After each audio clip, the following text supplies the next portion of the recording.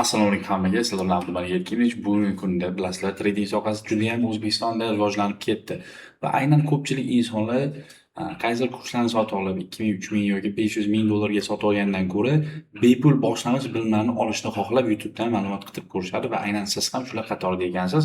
Ushbu video sizga aniq manfaatli bo'ladi degan umiddaman. Chunki hech kim trader bo'lib tug'ilmaydi, hamma o'zini mana shu sohaga, любой sohaga kirgandan keyin o'zini noldan qurishni boshlaydi. Mana men sizlarga bugun trading sohasidagi boshlang'ich bilimlarni tushuntirib boraman. Agarda ushbu sohani yaxshilab o'rgana olishni istasangiz, ekranga yaqinroq o'tiring va kuzatishda davom eting. Biz esa boshlaylik. Ko'pchilik insonlar mana shu ko'rgan, ekranda ko'rinib turgan grafikani ko'rganda hech narsani tushunmaydi. Ya'ni shunday qaraganda oddiy qanaqadir tushunarsiz chiziqlarni ko'rishadi va aynan bular uchun birorta narsa yangilik yoki ushbu sohada birorta ma'lumotga ega bo'lmagan insonlar uchun juda ham qiyin bo'ladi bu grafikalarni o'qish. Hozir men sizlarga shunchaki tushuntirib beraman, bozorni sodda tilda tushuntirib beraman. Sizga mana shu soha juda ham osonlikcha ko'rinib qoladi shu videodan keyin. Tasavvur qiling, mana shu ko'rib turganingiz bozor va aynan mana shu bozor ma'lum bir qoidalarga asoslanib harakat qiladi. Bozor o'sish trendi bor, tushish trendi bor va yonmacha harakat bor. Bu mana shu ko'rayotgan chiziqli grafikalarning bu narxning grafik ko'rinishidagi varianti. Ya'ni mana bu joyda nimanidir narxi misol uchun 10 dollar bo'ldi, keyin 30 dollarga chiqdi, keyin 20 dollarga tushdi-da, keyin mana bu yerda 40 dollarga ko'tarilib ketdi. Mana shu ko'tarilishlarda bu chiziq grafikada sizga mana shunaqa grafik ko'rinishga keltirib beradi. Endi o'rtoqlar, bu holatda biz qanaqa qilib tahlil qilsak bo'ladi? Bozorda hamma narsa takrorlanuvchanlikka qarab harakat qiladi. Ya'ni tarixda bo'lgan narsa kelajakda ham takrorlanishi mumkin. Ya'ni qaysidir muayyan bir qoida asosida harakatlanadi bozor va aynan o'sha qoidalar jamlanmasini biz olib turib strategiya deb nomlaymiz va o'sha strategiya orqali biz savdo bozorda sotib olish yoki sotishni hal qilamiz. Endi o'rtoqlar, sizlarga tushuntirib beraman. Misol uchun tasavvur qilinglar, mana bunaqa bitta narsa shakllanib turibdi. Ya'ni bizlar o'z trend shakllanishi uchun ikkita maksimum, ikkita minimum yetadi. Mana birinchi maksimum, birinchi minimum, ikkinchi maksimum, ikkinchi minimum.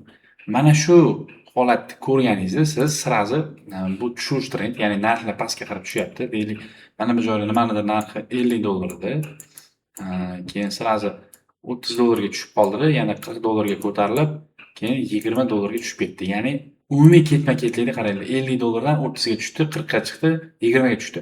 Har bitta minimumlar yangilanib ketyapti. Ya'ni eng minimum narx qancha edi? 50 dollardan keyin 30 dollarda. 30 dollardan mana bu 50 dollar maksimumni yangilab chiqib keta olmadi. Ya'ni 40 dollar, 55 yoki 60 dollar bo'lmadi, lekin 30 dollar yangilab 20 dollar bo'lib qoldi. Endi keyingi holatda xuddi shunaqa davom etishligi mumkin. Misol uchun chiqib 35 dollarga tushib, yana 15 dollarga tushib qolishligi mumkin. Endi bu holatda biz trendni aniqlab olishimiz uchun mana shu tushayotgan trend ko'rdik va biz narx chegaralarini aniqlashimiz uchun biz trend liniya chizamiz. Ya'ni maksimum nuqtalarini birlashtiramiz mana shu liniya bilan. Va mana shu ko'rib turgan narsangiz bizaga trend hisoblanadi va aynan mana shu joyni biz savdoga kirishda, ya'ni savdo bitimini amalga oshirsak bo'ladi. Endi qaranglar, biz bilamiz, mana shunaqa holat bo'lsa, narx keyingi safar aynan mana shu trend liniyaga qarab harakat qiladi, to'g'rimi? Chunki mana bu yoqda ham harakat qilgan, bu yoqqa qarab, bu yoqda ham mana shu trend liniyaga nisbatan harakat bo'ldi va aynan mana shu trend liniyasini buzib o'tganidan so'ng bozor, ya'ni trend strukturasi o'zgaradi. Ya'ni mana bu maksimum nuqtani buzgandan so'ng bozorda endi har bitta minimum va maksimum nuqtalari bir-biriga nisbatan yuqorida joylashadi va aynan bu narsa o'sish trendga aylanib qoladi. Ya'ni tushish trenddan o'sish trendga aylanib qoldi. Endi o'rtoqlar, ko'rishingiz mumkin, o'sish trendga aylanib qoldi. Biz oddiy, ya'ni sodda tilda tushuntirayman. Biz savdoga kiradigan nuqta aynan mana shu trend liniyani buzib o'tgan nuqtasidan bay bitimini amalga oshiramiz. Tasavvur qiling, misol uchun mana shu joyda nimanidir narxi 1 dollar edi. 1 dollar.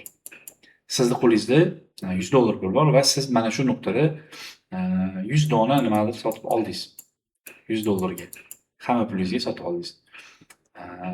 Va ko'rib turishingiz mumkin, narx oshgan sayin har bir yuqoriga harakat qilgan sayin siz daromad qilishni boshlaysiz. Agar mana shu nuqtadan narx pastga tushsa, siz zarar qilishni boshlaysiz. Spot targovlar bor, futuresning targovlari bor, safety kontraktlar bor. Misol uchun har xil bu kriptovalyutalarda agar siz spot savdo tizimida ishlatgan bo'lsangiz, mana shu yerda olgan 100 dona narsangizga siz pastga tushib ketaversa ham narx zarar qilgan bo'lasiz, lekin sota olmasangiz zarar qilmaysiz. Ya'ni qo'lingizda o'sha narsangiz turaveradi. Agar siz Forex'da tillari yoki mana shunaqa safety kontraktlarda ishlayotgan bo'lsangiz, futuresda ishlayotgan bo'lsangiz, siz o'sha foizlar tushishini hisobiga, ya'ni pulingizni hammasidan ayrilib qolishingiz mumkin. Endi ikkita tarafi bor. Mana sportviy savdoda bu $1 ga olgan narsangiz 10 sentga tushib qolsa ham, siz silib bo'lib ketmaysiz, pulingiz to'ladi. Lekin Forex'da yoki safety'da pulingiz silib bo'lib ketishi mumkin. Chunki sizni haqiqiy qo'lingiz aktiv bo'lmaydi. Endi tushuna oldinglar degan umiddaman. Xuddi shunaqa, misol uchun safety'da ishlayotgan insonlarning yana boshqacha variantlari ham bor. Misol uchun narx o'sish trend va minimumlarni birlashtiramiz. Narx именно mana shu trend liniyani pravoy qilib, mana shu minimum yangilagandan keyin har bitta harakatdan sellga harakat qiladi, ya'ni pastga tushadi. Va bu tushish trendga aylanib qoladi. Qachon tushish trend o'zgaradi desanglar, bu mana shu maksimumni buzsa va mana shu liniyani pravoy qilib maksimumni buzgandan keyin har bitta harakatimiz o'sishga, ya'ni tepaga chiqishga davom etadi. Keldi shu narsani bozorga ko'rib chiqamiz. Misol uchun mana bu joyga ko'rib chiqamiz. Xo'p, narx maksimum, minimum, maksimum pastga tushayotgan trendida, mana pastga tushib kelayotganida va oxirgi maksimum mana bu nuqtani tepada yopildi, tepada buzib o'tdi. Mana bu eng oxirgi minimum buzadi. Va narx tepaga har bitta harakatdan so'ng baribir tepaga harakat qilyapti. Har bitta harakatdan so'ng tepaga harakat qilyapti. Endi qaranglar, har bitta harakat tepaga o'tib ketyapti. Mana trend va liniyani chizib oladigan bo'lsak, bizani hozirgi strukturamiz, ya'ni eng oxirgi minimumni, ya'ni mana bu minimumni buzib o'tdimi, demak bizani trend liniyamiz pravoy qilgan, mana shu liniyani pravoy qilgan, har bitta harakatdan biz sellga kirsak bo'ladi, ya'ni pastga tushishiga. Xuddi shunaqa davom etaveradi bu bozorda. Endi bozorda bizani o'sha brokerskiy kompaniya degan tashkilotimiz bor, ya'ni trader bilan haqiqiy bozorda o'rtasida bitta kompaniya bo'ladi. Ya'ni sizni pullaringizni, xuddi mana pulingizni saqlaysizku, plastik karta ochilasiz, o'sha plastik kartangizga pul qo'yish uchun siz qaysidir bankni tanlaysiz. Bizda ham xuddi shunaqa, siz yaxshi daromad qilishingiz uchun, o'sha mana shu sohada o'sishingiz uchun sizga yaxshi brokerskiy kompaniya kerak bo'ladi. Aynan bunaqa brokerskiy kompaniyalarni men o'zim filtrlab ko'rib, ishonchsizligini hammasini o'rganib chiqqan holda o'zim ishlayotgan brokerskiy kompaniyani sizlarga tavsiya qilaman. Videoni pastida havola qo'yib qo'yganman. O'sha havolani ustiga bosib, bemalol ro'yxatdan o'tib olsangiz bo'ladi. Agarda tushunmayotgan bo'lsangiz, tepada men sizlarga qo'yib ketaman. Ana shu brokerskiy kompaniyadan ro'yxatdan o'tish degan videomni ko'rib chiqsanglar, noldan boshlab qanaqa qilib to'liq brokerskiy kompaniyadan ro'yxatdan o'tishni tushuntirib o'tganman.